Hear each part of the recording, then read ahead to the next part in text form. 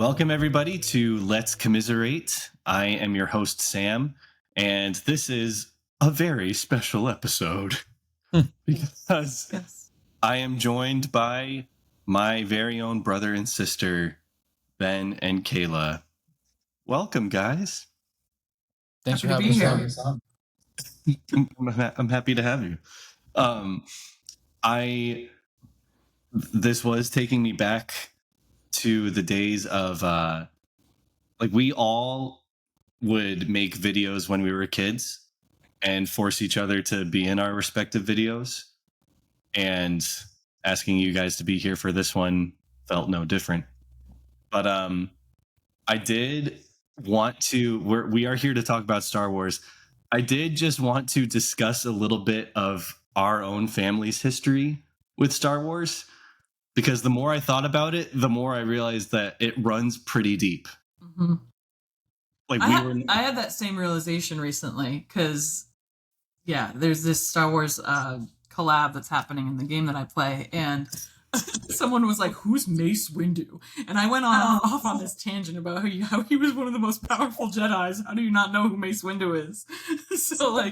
And I didn't even know that I had that knowledge in my head. Like, I didn't realize how deeply entrenched some of this knowledge was. You knew it whether you wanted to or not. Mm-hmm. Yeah. I think, and I was trying to think back to like my first exposure to Star Wars when we were kids, and I think it was we owned the special edition VHS tapes of the original trilogy.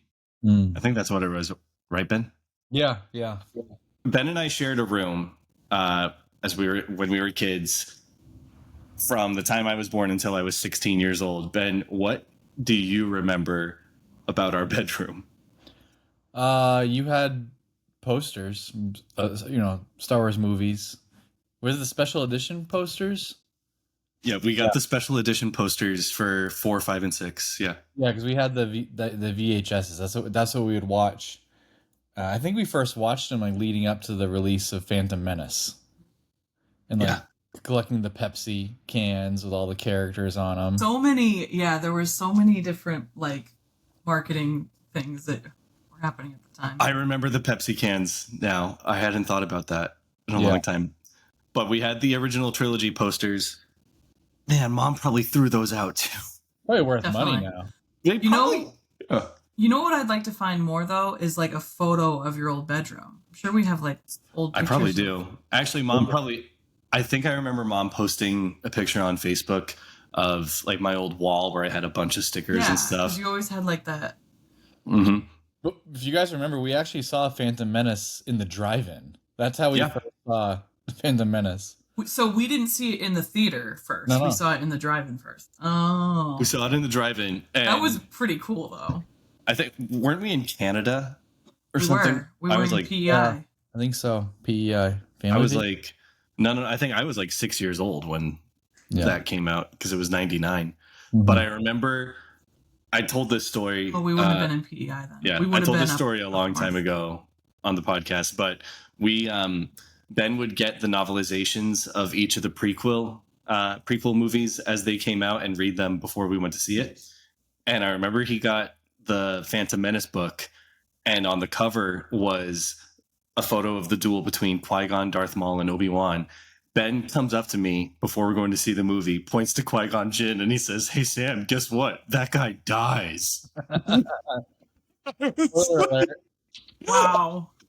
That was the biggest spoiler you could have given.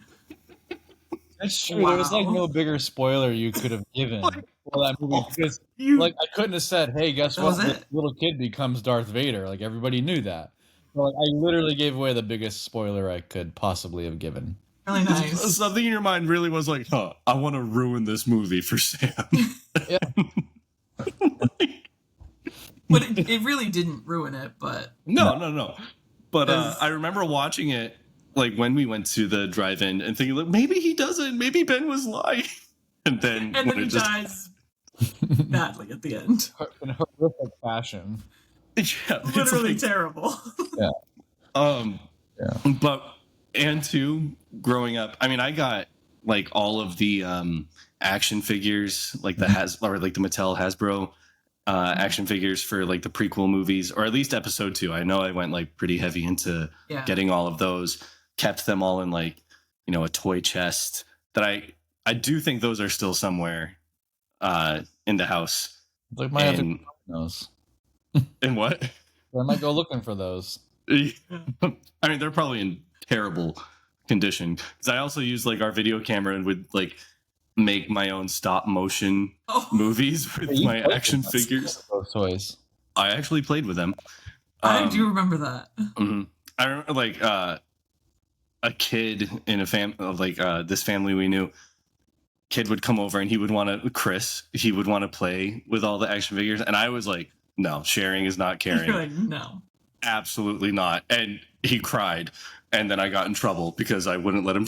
Let's stand your ground. I mean, you would also listen to the soundtracks of Star Wars to go to sleep at night. Yeah, Ben and I, we had like the stereo between our beds, and it was comforting for us, and like we knew the tracks by heart.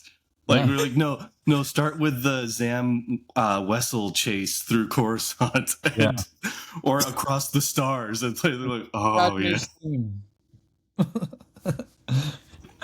I just love that earlier we had to question why Star Wars was so like deeply ingrained in us. Like, don't even know. And we had the CD player on an endless loop playing them. Like we would wake up in the morning and they would still be going.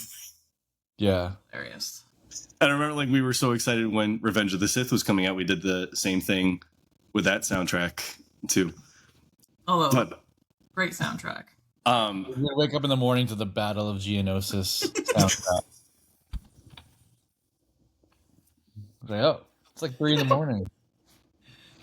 Kids on the bus were like listening to their iPods and listening to like whatever was popular at the time. I was like, I had the portable CD player and I'm listening to the Star Wars soundtrack on the bus.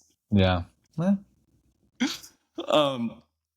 But to really get heavy into like Robert's family lore here, Ben, can you please tell us about our own film series that we made of Star Wars? Yeah, I mean, I think see, as a kid, sometimes it's shameful to think about how old we were when this was happening, but I've come to realize that lots of families did Star Wars movies, so I don't feel that bad. You know, it's like a thing. Really? Yeah, I've never met one other family. You need to get into it. It's fan films. It's the thing. Oh. Yeah. We had one called Cousin Wars. So it was Star Wars. I mean, you guys know what I'm talking about. We all wrote our cousins into Star Wars movies. We'd want to like film them on our family vacations, and so, you know, the first image that popped into my head when I heard behavior. The first image that popped into my head when you said Cousin Wars was R2-D2, which was Sam in a. No, it was you. Yeah, it was me. Yeah. Like one of those like metal trash cans. Wow. That, like, was at the campground. We just put over you, and you waddled around like. And see, like, I don't know who was like filming it, but I remember them trying to like frame it so that you couldn't see Kayla's feet. Right. Yeah. She was like my hands had to be like. I remember we actually upgraded the trash can though the next summer or the next like segment of the Cousin Wars we did. I guess we filmed in different batches. Yeah. It was but I think the only evidence that remains is from like one episode, I would say. But anyway, we did upgrade that trash can to a large black plastic one that we put duct tape around to make it look like R2-D2. It actually looked a lot more accurate. We like try giving him eyes or like the different controls with just gray duct tape. Yeah, pretty much. Yeah. We like colored it. Yeah. But I remember too, like pretty cool. We were like, guys, this is like actually kind of good. Yeah, like you can't even remember. We got our aunts and uncles to be aliens in the cantina. Yes. Yeah. They were basically. They just was an excuse for them to like drink and act silly. Yeah. And act silly. Like, we're filming a real movie here. Like, you guys, you're not paid actors, but you're real actors. I don't think you could hear anything we were saying over the sound of them just being like, Yeah. I wish we had that footage. Yeah. That would be gold. But and just I was thinking too, like how creative we were. Like Ben did all of the writing. Ben was the mastermind behind Cousin Wars. Yeah. But I rival George Lucas in my writing skills, which is not a compliment. But yeah, that like our character names, Yoda became Coda. And who played Coda? Dad. Oh, Dad, right. Okay. Yeah, but it's the C for Cousin Wars. Everything was like C. You know, there was a method to it. Okay. Oh, okay. Sorry, I didn't realize it was that deep. You know? Yeah. But I'm glad it was. Kayla played, instead of Princess Leia, she played Princess Kayla. Mm-hmm. And Made sense. Ben, I was, instead of Qui-Gon Jinn, I was Sam Jawin. And Mom was the bounty hunter Sallow Rand. It's actually a good name. Yeah, we're not. I'm not passing any judgments. I'm not. This is not. If you think this is making fun of me, then no, I'm not making fun. I'm laughing at us as a whole. It's one of his greatest works. Grade A content, you know. It was. The Force became the farce. That's kind of funny, right? It's pretty good. Well, we were also highly influenced by what's the Star Wars spoof? What is it? There's a bunch of them. The main one that we quote? Spaceballs. Spaceballs. Yes. We were kind of influenced by Spaceballs, so there was a lot of like kind of that dull, like dumb. I think there was also I think Ben had the best name of all. Instead of Obi-Wan Kenobi, it was Oben-Wan Raboni. Yeah. Old Ben. Which, like Ben was an actual thing in Star Wars. And but I remember our cousin JT, he kept saying Oben-Wan Baloney. We were like 8 and 9 at that time in episode 1. But Ben, you'd be like, no, it's Raboni. Like you were a pretty strict director. I would say. Guys, could you like please just you really ran a tight set. Yeah. We would even like design or like get a lot of like the planet images and bring them into Windows Paint. And we got like pictures of like some ship in Star Wars and would like animate it. And what Ben may not realize is I have some footage of Cousin Wars that I really want you guys to take a look at. And I got this off Kayla was wise enough to post these on Facebook like I don't know. Years ago. Yeah, like 15 years ago, I think.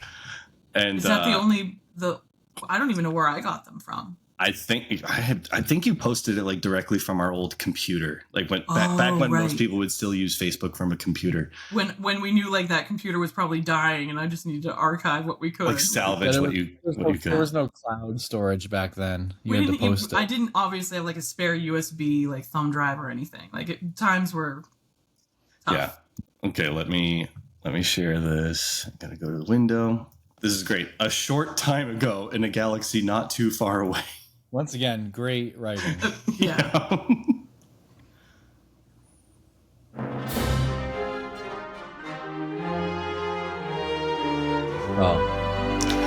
was all done in Paint, really, right? Windows Movie Maker. You didn't? It was Movie Maker for this? Wow. What'd you say? I was just saying it's. All right.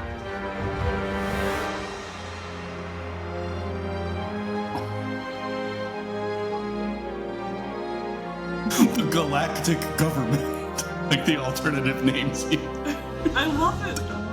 Just get a Fallen Heroes. I just needed a thesaurus to write. Cabino instead of Camino. Yeah. Oh yeah. I'm gonna watch this. I want to know what happens actually. Mm-hmm. That was actually very good writing too. Probably follows a very similar path as Star Wars, I would imagine. Like, this is what ChatGPT would write for people today, but you did it originally. You spent hours on it. But this is great here. This is the animation. Yeah, almost seamless. Wait for it. I think I remember now.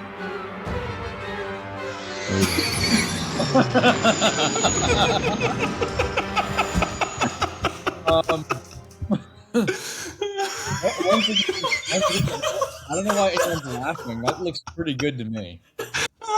Nothing could have prepared me for that. Yeah. But you know what? We thought that was incredible. I remember you bringing me into the room to show me, like, hey, look what I did. Yeah, and guess what? You were like, oh my god, that's amazing. I was. I was like, no, it was, though. I remember, it really was. I genuinely remember thinking, I hope I can be that good one day.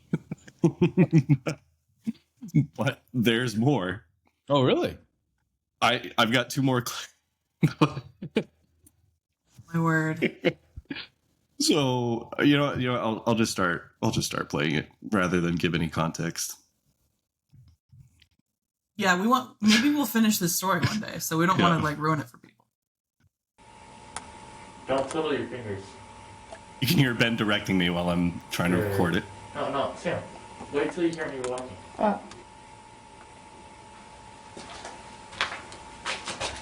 My lord, there are reports of a rebellion in the legislature.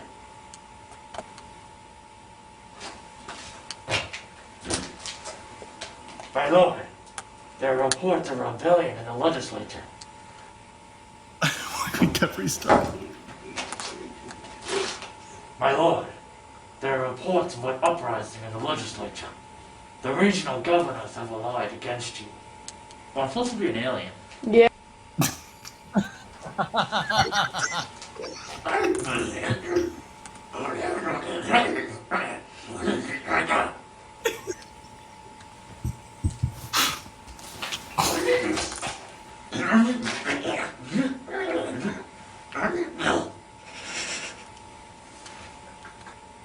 They will be taken care of.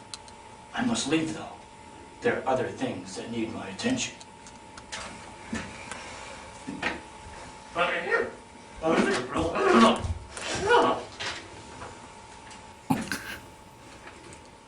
Oh my gosh. Captain, ready my ship. I wonder if that alien language would be digested the same way they broke down gore.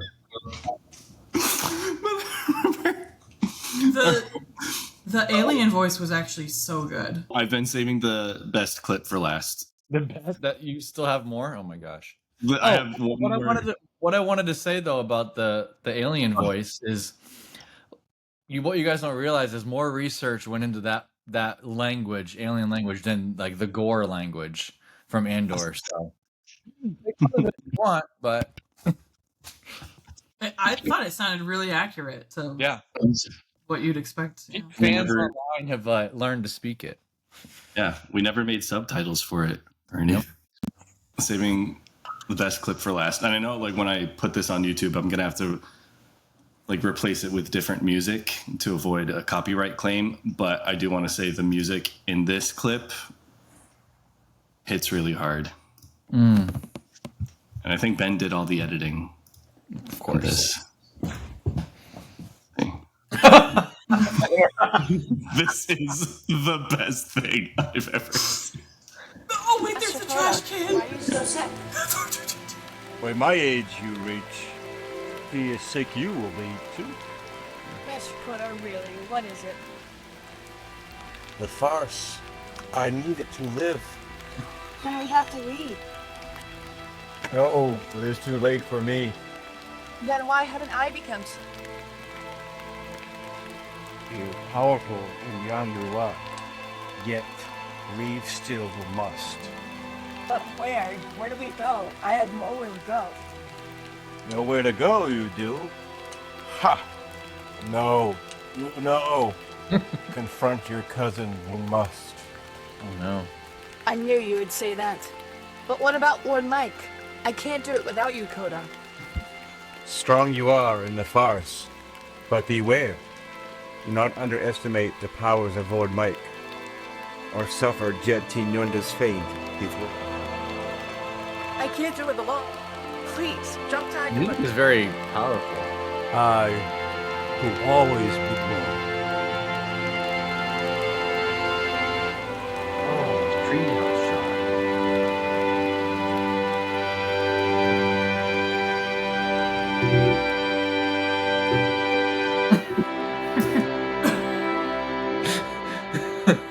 Wow. That is and that shot's pretty good too. Good transition. I know it's just like a zoom in, but I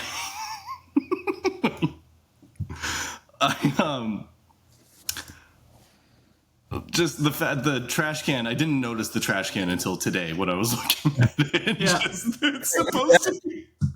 That's an Easter egg.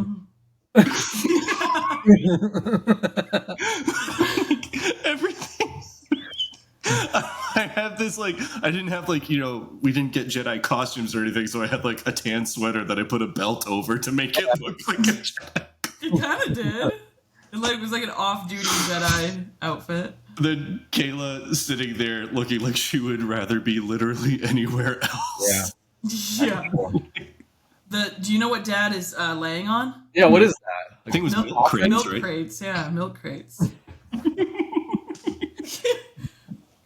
I mean, that must have been so uncomfortable for him. It must have been extremely uncomfortable. Damn. But, and the blankets too. We'll get it's this. just a thin little. It's like the thinnest, little $5 piece blanket. That's also the exact way he sleeps now. Dad sleeps like this. Yeah. I was the slow motion shot. I was that's still. No, we freaked out about that one. We were that was amazing. Because we also the way that Ben got this shot. We had Dad built us a treehouse when we were little. That got a lot of use, and so he went up to the treehouse and filmed it from there. Classic. But I remember it was rainy weather, and Ben was no, we have to do this scene today. This is perfect for it. It actually added to the mood. I mean, imagine if it was sunny. Oh my god. It did get me thinking. And I know Dad's just gonna bawl his eyes out when he hears this, but I have mentioned it to him in the past couple of years, how Dad, I both our parents, they not only tolerated our hobbies, but they did find ways to get involved. Dad, he went out in the bad weather and sat on milk crates to play. And really stole the show. Really, his performance just took over that scene. But he would go out and film that with us. I remember too. I had us all reenact the Wizard of Oz once, and we didn't even have a video camera at that point. But it was I think just nothing recorded. we were just doing this for me. I was 5 years old. Sheer fun of it. Yeah. I was 5 years old, and Dad, I think he pulled double duty. He played the lion and the wizard, and didn't we had the camping tent set up in the yard, and he went into the tent and just poked his head out to be the wizard.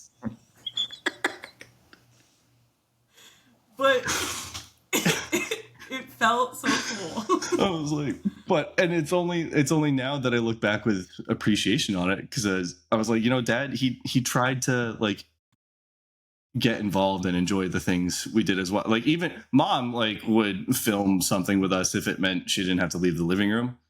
Yeah. Dad would actually get up and go out.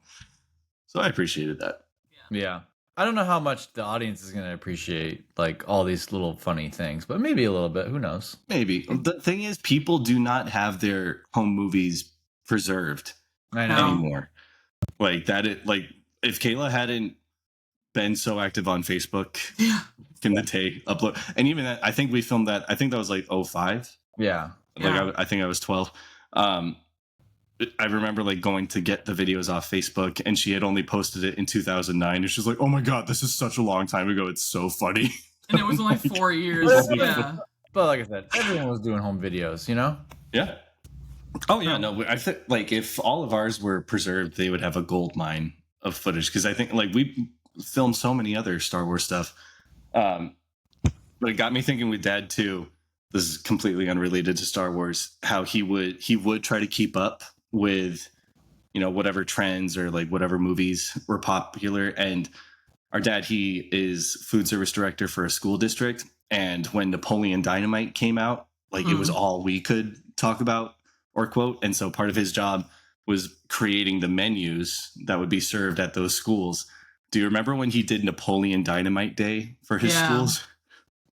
I don't remember that, but I do remember that, and I was still in high school at the sell time. A few more lunches, and I'm sure he was in them. He did. He used the local, or the current pop culture to his advantage. He showed me like the menu poster that he had made for it. The entree was dang quesadillas with a side of tater tots. Mm-hmm. And the milk, milk cartons. He had whole milk or 1% milk, and he put a asterisk like you could get the whole milk if you wanted to. At the time, completely rolled my eyes at it, but now looking back, like, it's pretty funny. He really tried. But, love it. So that, and I'm sure there are plenty more Star Wars anecdotes from our family that we could share, but time would fail us. I think we got it. I think people will appreciate it. Well, good. Kayla, thank you for being here. Yes, appreciate it. And we'll see you later. Have fun. Yeah, we'll see you. Let's get into it. Andor has finally come to an end. It's hard to believe. Andor. We got our last 3 episodes. Andor season 2, 10, 11, and 12. Before we get into the recap here, Ben, what were your overall thoughts and takeaways? My overall thoughts on these episodes were that I thought it was really good. I thought it was hard to top last week's episodes, and so at times it kind of felt a little slower, and I think we kind of knew a lot of the things that were going to happen in this series. And I don't know, I know I've been following you. Have you watched Rogue One since? So like Samantha and I, we stayed up. It wasn't our intention, but stayed up Tuesday night when the episodes were released. We were up till 2 a.m. Watching them. She fell asleep during the second one, but then last night we watched Rogue One together. Okay, yeah. So I watched it too. I actually watched it before these episodes because I knew that they were gonna perfectly blend into Rogue One. Yeah, I was intentionally waiting to watch Rogue One. I was like, there was advantages to both, like watching it before or after. But yeah, so they did a good job of doing that. But I think overall it kind of felt like a come down from the climax that we saw last. Yeah, another reviewer I watch on YouTube, he was saying like he still really liked these, but they were more about character moments rather than like big action. And it was more so about like kind of getting everybody in place for Rogue One. Yeah. So it felt a little bit forced from that standpoint. But I think the biggest thing I took away from these ones was like the story of Luthen was kind of solidified, and we got to know more about that, of course. Yeah, I was I had mixed feelings. I want to say like right after watching Rogue One afterward, I will say like they set it up perfectly where, how Cassian leaves to meet up with Tivik, and then Rogue One just like picks up very seamlessly. Yeah. On that, like it felt like just another episode of Andor at that point. Yeah, it was like a commercial break, and now it's let's keep going. I will say, right after when we were watching Rogue One, Samantha was like, "Wait, so did they make another movie about what happens next?" I was like, "Yeah, like the original Star Wars film." That goes right into it. It's like the next day, basically. And she was so stressed out while watching Rogue One that I was like, "All right, let's just start A New Hope." And And even then, it kind of like transitions pretty well into A New Hope. But we only just watched the first 5 minutes. I was like, I did basically the same thing. I was like, let me just keep going, and it does blend very well. Because even like it's the scene. It's like right at the start of A New Hope when Darth Vader comes in. Like it's the stormtroopers first, and then Darth Vader comes in. Samantha was like, "Oh my god, they are going to lose the plans after all, aren't they?" Yeah, I was like, "No," but yeah. So going into episode 10, like even right at the start, I was like, you can really see how this entire thing has really like physically taken its toll on Luthen. But Lonnie, his man on the inside, has uncovered the whole operation of building the Death Star. Gorman was all afront.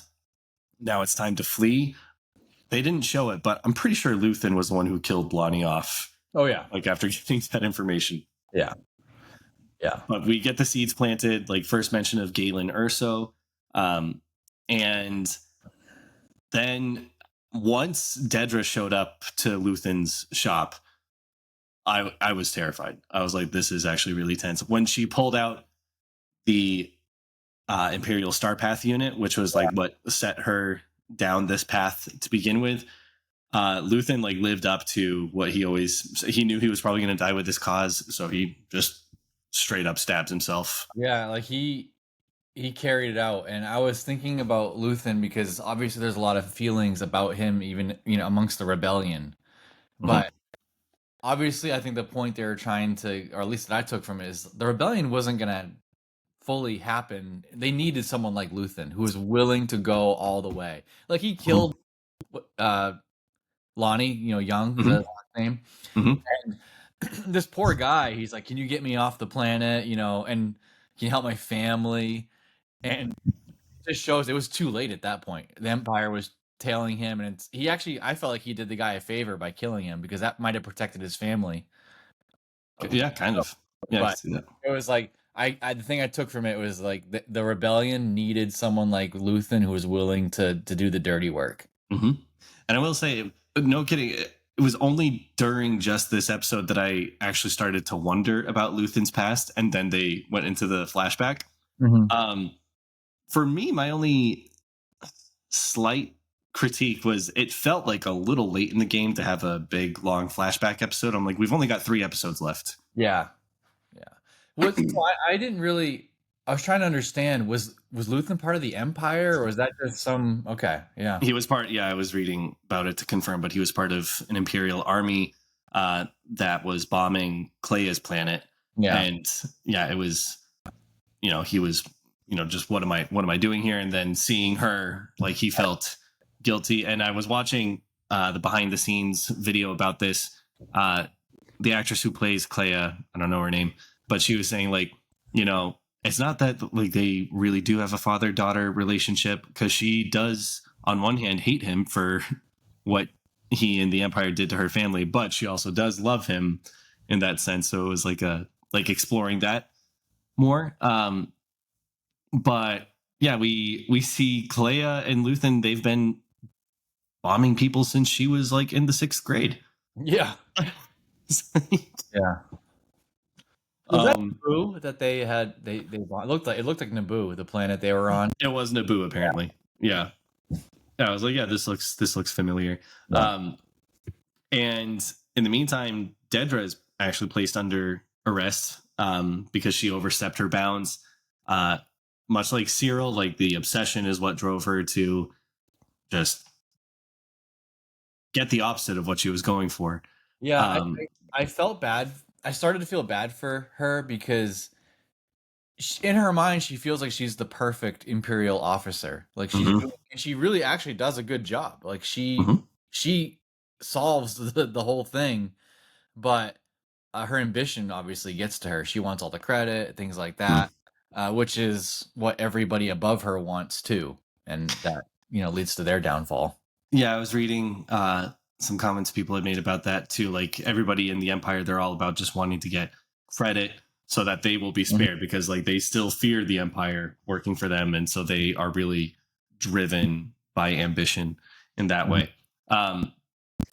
it didn't like it should have clicked with me earlier that this was what Clea was going to do. Like, because I thought that she was just going to bust Luthen out, but no, she was going to kill him because she knew that he wanted to die with this and that they would, torture the information out of him in some way or another. It was actually really sad. And even though Cassian himself does not appear at all in this episode, but as they were like doing this long shot of Luthen's body, they're fading out very slowly. I think they were just trying to really have it serve as a eulogy to like the creator of the rebellion. Mm-hmm. And this show does know how to write like really tragic deaths all around. I was like, you would text me last week saying like, man, Andor is depressing. Yeah, no, they did a good job of, I think, tying Luthen's character up and what he had done. Because, like I said, I who knows if the rebellion would have got to where it was without his efforts. Mm-hmm. And Clea too. I think they're so alike in how they operated, which is why they, teamed up so well. I did get a good chuckle about when she grabbed the alien, the older alien. Like, it was like, oh yeah, that kind of made me laugh a little bit. Yeah, I was like, oh god. Apparently, we've seen those aliens on another in another episode before, or like, I think they were in Mandalorian. But yeah, that was pretty good. In the next episode, it starts with Dedra's being interrogated by Krennic, and I will say director Krennic, I think it is. Yeah. He's very intimidating in this scene. I did not find him at all intimidating in Rogue One. Yeah. What happens in Rogue One is he's now kind of overtaken by Tarkin. Tarkin treats him the way that he's treating Dedra here. So it's just like up the chain of the Empire. They just treat their subordinates so terribly. Yeah. And real quick about Rogue One, like I'm going to do a full review of it after this, but I had only seen it like 2, maybe 3 times. And one, like the first, you and I went to see it in theaters, I remember. And while the vast majority of the general public seemed to really love it, I remember not really liking it. And it wasn't like because of the story or anything. I think the thing that just did it in for me was like the CGI Tarkin was so distracting and so bad. People are still talking about it now, and like they even say, I was watching something where like they would do it differently now if they, which let's just do a special edition Rogue One. They should actually. Like I've seen people upload their own Tarkin edits to YouTube, and even like their own Leia edits, like where they overlay, like they deep fake a There's something not quite right about them, but. And even like Samantha didn't notice it when we were watching Rogue One because like it still looks just as bad to me today. But she didn't pick up on the fact that he was computerized, and I'm like, I can't, like, it's so distracting. The movie, like it improved watching Rogue One after this, but anyway, that's a whole other. I think Andor did make it better in my eye. For sure. So we're in episode 11. They're also getting Cassian to look closer to how he did in Rogue One, but to do that, they also need to make him look 9 years younger. Yeah, they did that with all the characters, Mon Mothma with her hair. It worked for me. Like, I was like, oh, okay, yeah. It worked for me too, but when we watched Rogue One, when it showed Mon Mothma in Rogue One, Samantha was like, is that the same actress? That's not the same actress. So I was like, well, they made this 9 years ago. Yeah. Bound to be a little telling. And K2SO is back in Andor. A lot of people were excited to see him. For me, like they really heavily advertised that he was going to be in this season, and we don't see him that much. Yeah, but he's still funny.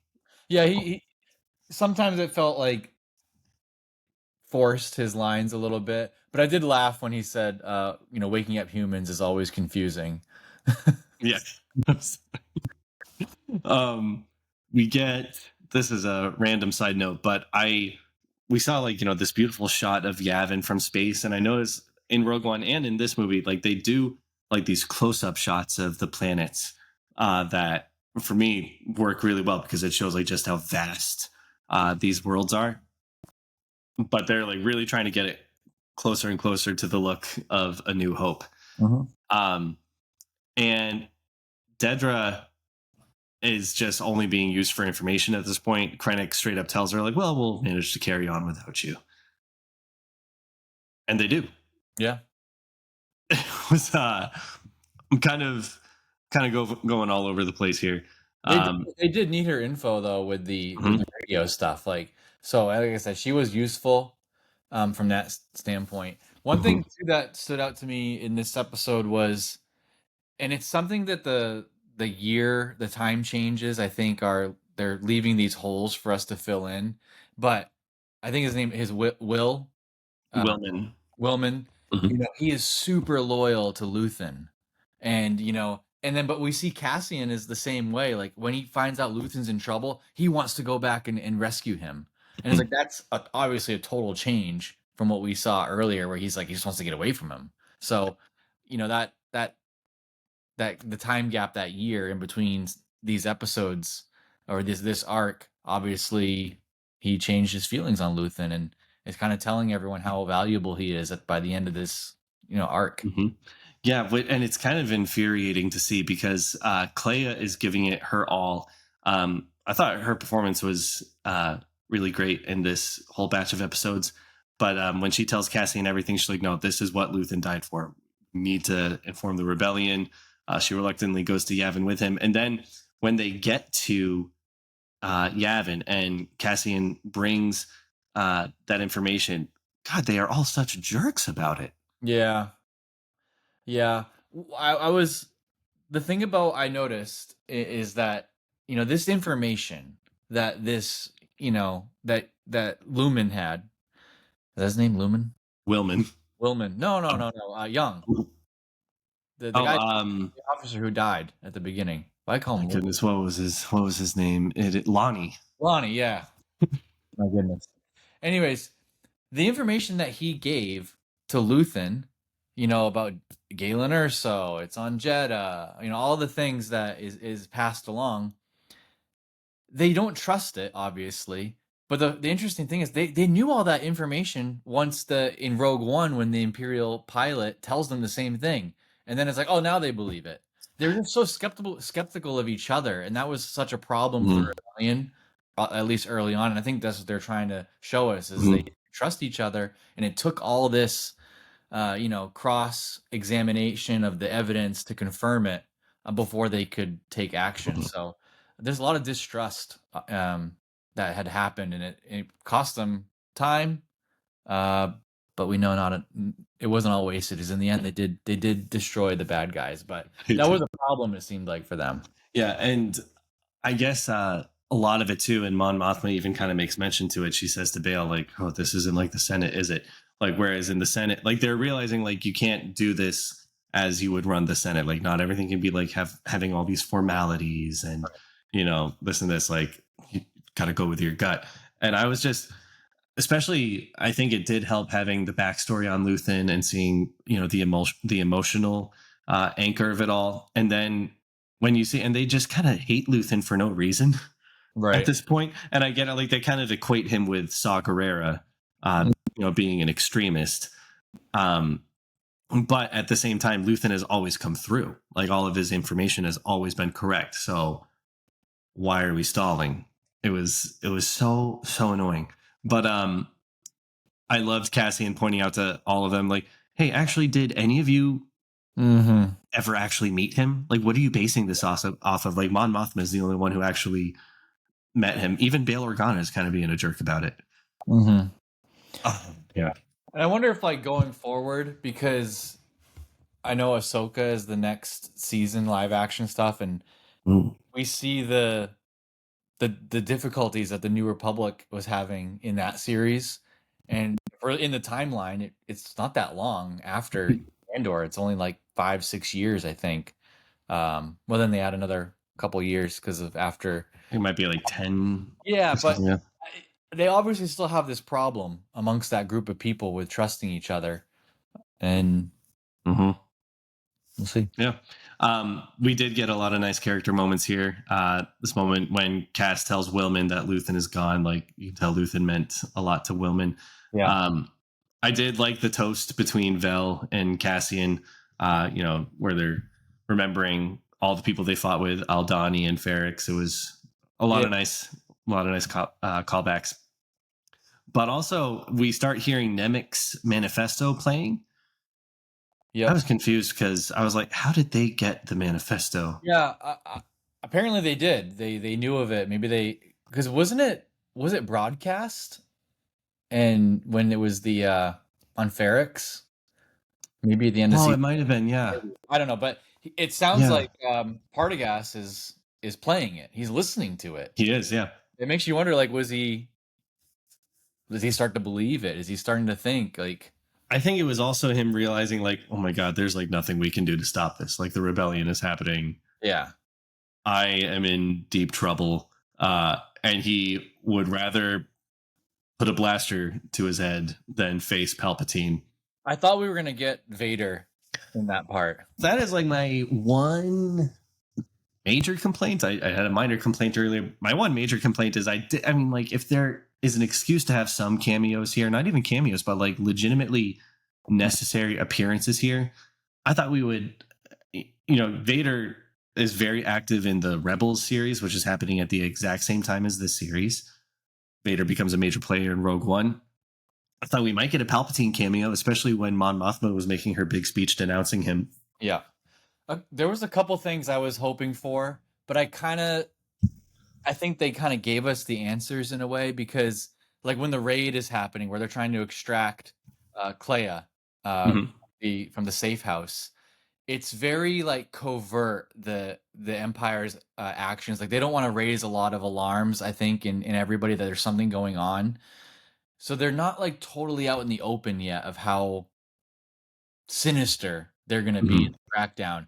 And I think that's maybe why, I don't know if Vader is a public figure, I don't know, Darth Sidious certainly isn't out there, right? He's still just the Emperor. So they're not wanting to display their full evil in front of everyone. But obviously once Rogue One starts, it's everything's out the door and they don't care at that point. Like I thought we would see the Imperial Senate being shut down, because that's talked about at the end of the beginning of A New Hope. Like I thought we'd start to see some of those things, but maybe there's another series that will. Just thinking that, seeing some of those major events, even like, well, I'll get to the credits later, but we get a random flashback reminding us that Cassian had a sister, which was like the start of this whole series. He was looking for his sister.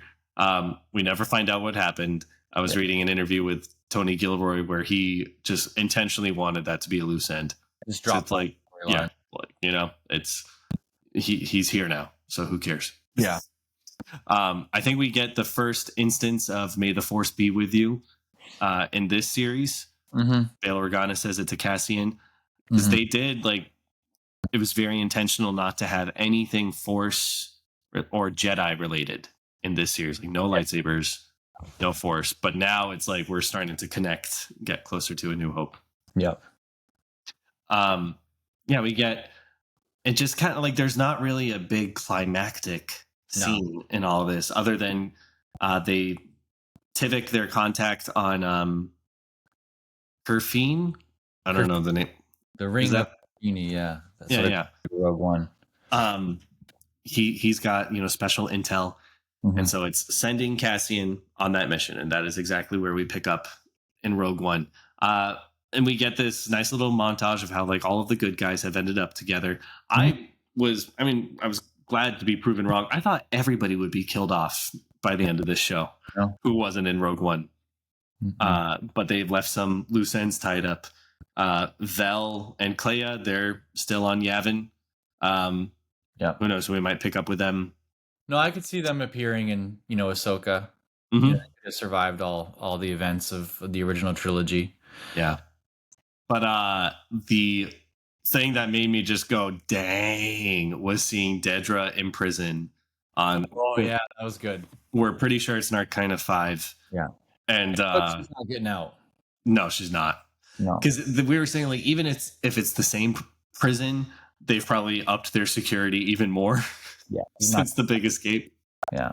But that was so dark in the best way. But she just like breaks down because somebody was saying a woman who is all about control is now in the most controlled place that a person could be in. And yeah. Well, she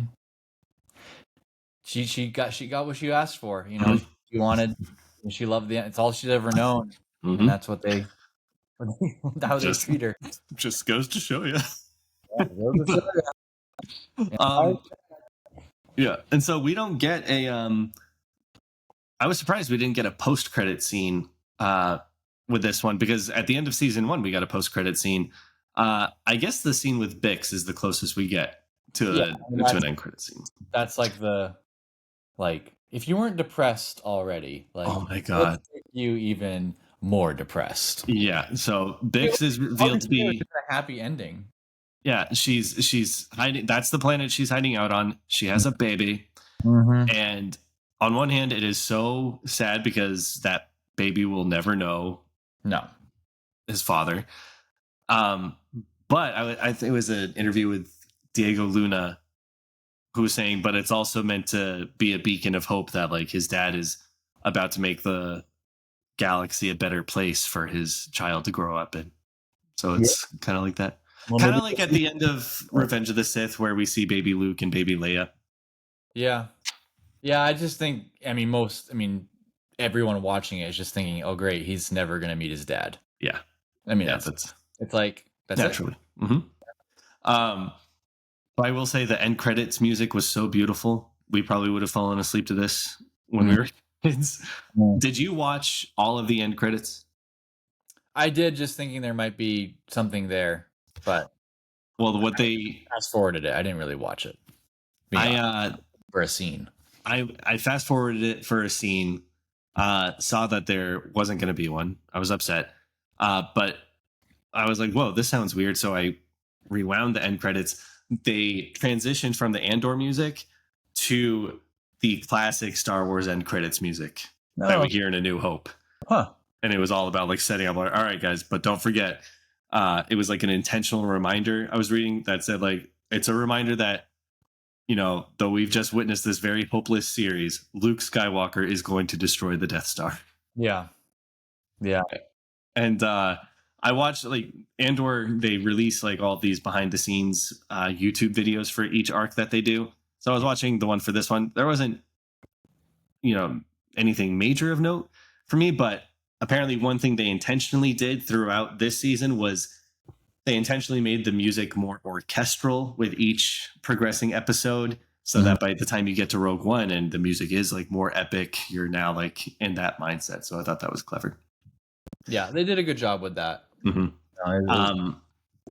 I thought, like, I was at least hoping for like a post-credit scene of like Jyn or so somewhere. Yeah. Rogue One just picks right up with her, her backstory right away. So I can see why they didn't go down that path. But yeah, I thought the ending was good. It just was sad. Yeah. It was sad. With like, 2% hope.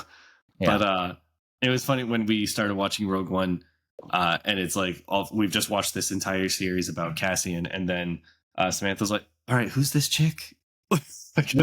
Now we're like watching just like another side character in one of Cassian's stories. Yeah, and because he's not the main character in Rogue One. But that kind of fits into with now A New Hope. Obviously, none of those characters are there. Now we get a different character. So everyone is doing their part in the whole, the whole rebellion. Yeah, it takes a lot of people. It does. But that's a wrap on Andor, everybody. Yeah, I have successfully reviewed every episode. Good job. Stuck with something. It was exhausting, but it was fun.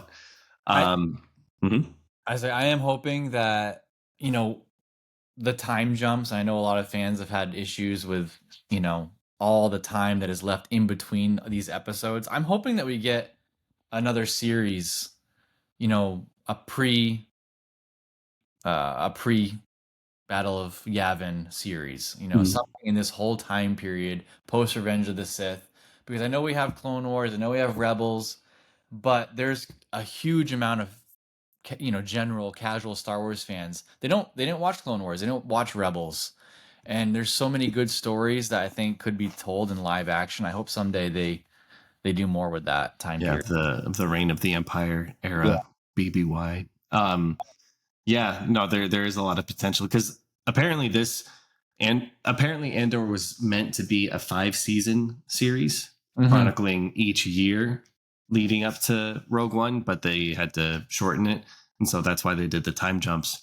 So it'd be nice one day to see those blanks filled in. Maybe we'll get it. Yeah, we'll take what we can get in the meantime. That is it for me on this episode, folks. Probably going to take a break for a couple weeks. Or I don't know, maybe I'll have the next one ready next week. But we're planning on Dave returning for our review in depth of Rogue One.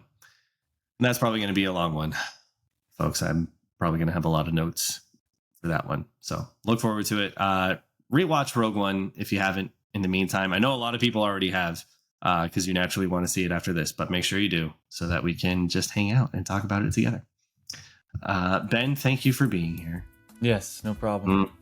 And thank you for indulging. And we will see you guys next time on the next episode of Let's Commiserate.